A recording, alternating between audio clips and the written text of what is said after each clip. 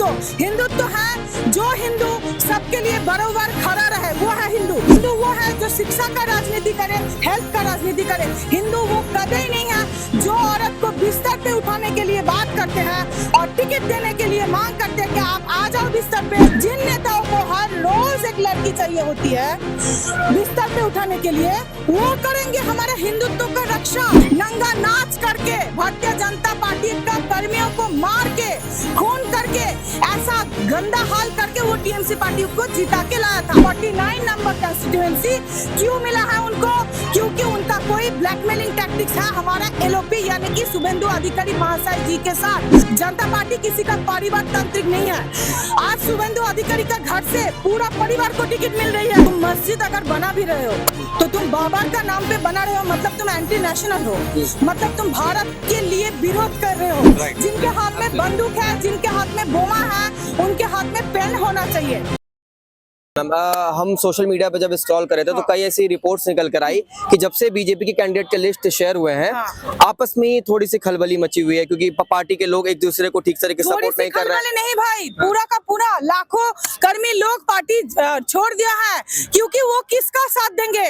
मैं अगर बोलती हूँ कि मैं भारतीय जनता पार्टी का एक वर्कर हूँ तो मैं किसका साथ दूंगी? शुभेंदु अधिकारी का साथ दूंगी जो गो मांस खाता है। गो माता हमारे लिए पूजनीय है। मैं कभी गो मांस खाने वाले को, वो जो शुभेंदु अधिकारी है, उनको सपोर्ट नहीं करूंगी। हिंदुत्व क्या है?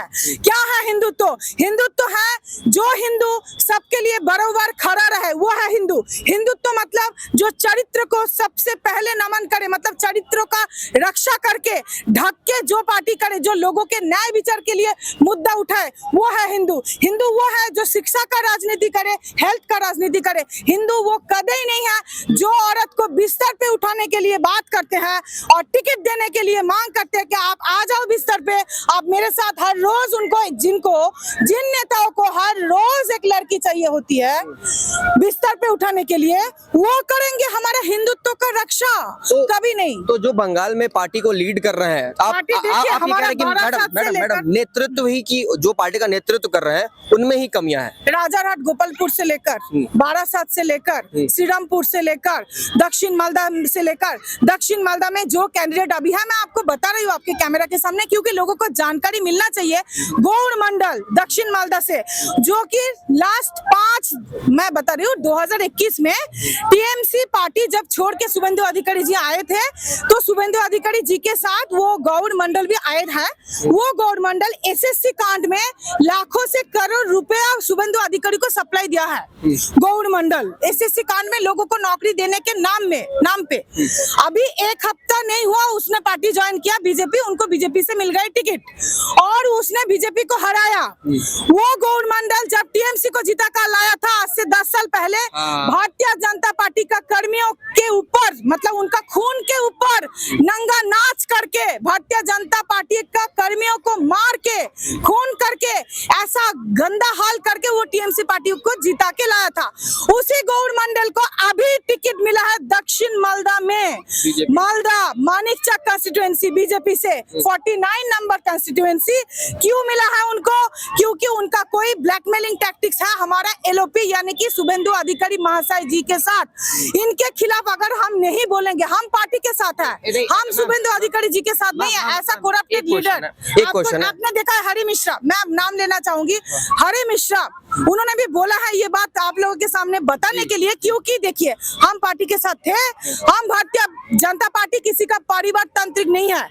आज शुभेंदु अधिकारी का घर से पूरा परिवार को टिकट मिल रही है। 3-4 टिकट क्यों मिलेगी उनको? क्योंकि हम जब तो कहती है हम परिवारवाद की राजनीति नहीं करते, जो परिवारवाद की राजनीति नहीं करते हैं, वो हमारा ऑनरेबल जो दिलीप दादा थे, वो दिलीप दादा के साथ कैसा मतलब हरकतें की आपको पता है? सीआईएसएफ ने कैसे भी करके उनको बचाया, वो हमारा दिलीप घोष दादा के। शुभेंदु अधिकारी का पूरा टीम ने टीएमसी के साथ मिलकर, तब वो टीएमसी का नेता था, वो पूरा दिलीप घोष हमारी यानी कि जिन्होंने आज भारतीय जनता पार्टी को, मतलब हिंदुत्व को रक्षा किया और पूरा बंगाल में बीजेपी को लाया, जिस दिलीप घोष ने उनके साथ गद्दारी किया, उनको मारने का कोशिश किया। क्योंकि जो शुभेंदु अधिकारी, आज ममता बनर्जी अगर खराब है तो शुभेंदु अधिकारी क्या है, वो तो और भी नीच है। क्योंकि at least Mamata Banerjee is a woman, वो चोर है लेकिन कम से कम हम उनको रेपिस्ट तो नहीं बोल पाएंगे। अगर हम शुभेंदु अधिकारी जैसा नेताओं को मसनद पे बिठाएंगे तो लड़कियां क्या सेफ रहेंगे? अरे रात को 2 बजे तो एटलीस्ट हम हमारा महिला सीएम के पास जा सकते हैं। हम बीजेपी का ही है लेकिन at least Mamata Banerjee is my CM. Mamata Banerjee मेरी नेत्री नहीं है, मेरी लीडर नहीं है, लेकिन मुझे ये मानना ही पड़ेगा कि हाँ वो मेरा चीफ मिनिस्टर है। तो क्या ये शुभेंदु अधिकारी जैसा लोगों के पास हम दोपहर को ही 2-3 बजे जा पाएंगे? हम डरेंगे, हम खुद। अरे मैं सुप्रीम कोर्ट का वकील होने के नाते मैं बोलती हूँ, इन जैसे नेताओं के पास जाने के लिए मुझे डर लगती है। मुझे ये लगती है कि ये कुछ गलत कर देगा हमारे साथ। तो आप सोचिए बाकी एक मैं आखिरी सवाल ले रहा हूँ। हुमायूं कबीर जैसे नेता जो बंगाल में बाबरी मस्जिद बनाने पर आतुर हैं और वहाँ के लोगों को भी खूब सपोर्ट कर रहे हैं, मोटिवेट कर रहे हैं। आइए, जो वहाँ पर जब जो उद्घाटन हुआ था तो वहाँ पर काफी सारे लोग आए थे, हमने देखा पूरा हुजूम आया था। तो ऐसे नेताओं के बारे में क्या कहना चाहेंगे जो जानबूझकर तुष्टीकरण करवाने? बाबर जो है वो हमारा भारत का दुश्मन है। बिल्कुल। और हम किसी के साथ भी खड़े नहीं रहेंगे जो कि तुम मस्जिद अगर बना भी रहे हो तो तुम बाबर का नाम पे बना रहे हो, मतलब तुम एंटी नेशनल हो, मतलब तुम भारत के लिए विरोध कर रहे हो। तो कोई भी जिन्होंने भारत को बार बार आक्रमण किया, भारत का जो दर्जा है वो नीचे पहुंचाने का कोशिश किया, जो बाबर, उनके हम कदे सपोर्ट नहीं करते हैं। इनके नाम पर बनाना चाहिए था। देखिए, मंदिर और मस्जिद की राजनीति होनी चाहिए। आप एक शिक्षित नागरिक होने के नाते एक प्रश्न मैं पूछना चाहती हूँ, आप जब कुछ बनाना चाहते हो, आप स्कूल, अस्पताल, कॉलेज, यानी कि शिक्षा क्षेत्र, यानी कि जॉब के लिए, नौकरी के लिए कोई सेक्टर, ये बनाना चाहिए। मंदिर और मस्जिद की राजनीति अगर अभी 2026 में हो रही है तो ये किन की गलती है? ये जाति बात कोई है? कोई हमारा भारतीय संविधान, हमारा जहाँ की ऑनरेबल सुप्रीम कोर्ट आज जाके क्या कहते हैं कि अगर कोई जजमेंट हम देते हैं तो उस जजमेंट का आप you can criticise that judgement, that is said by your honourable supreme court.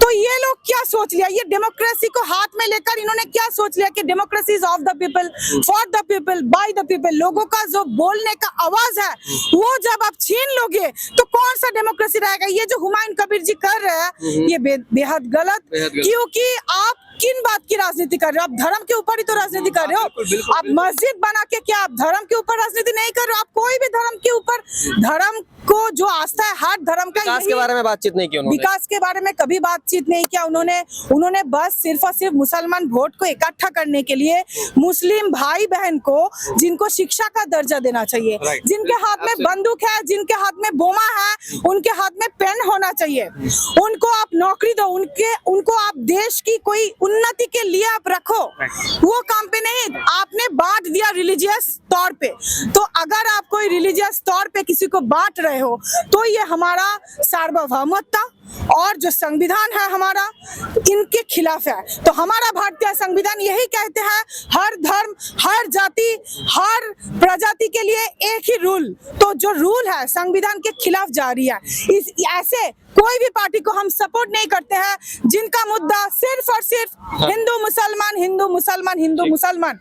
जब घट टूटती है, जब पेट नहीं भरती है, तब हिंदू का भी नहीं भरती है और मुसलमान का भी नहीं भरता है। तो इसलिए हम ये चाहते हैं कि आप संतुष्टिकरण का राजनीति नहीं, आप इम्प्रूवमेंट का राजनीति कीजिए। देखिए, बातचीत करने के लिए हमारे पास एक अधिवक्ता थी। इनको सुनने के बाद काफी चीजें आपके मन में भी क्लियर हो गई होंगी, क्योंकि ये लगातार जो है supreme court, Kolkata high court में जाती है और वहाँ की इंटरनल बातों को भी जानती है, बहुत सूझबूझ रखती है।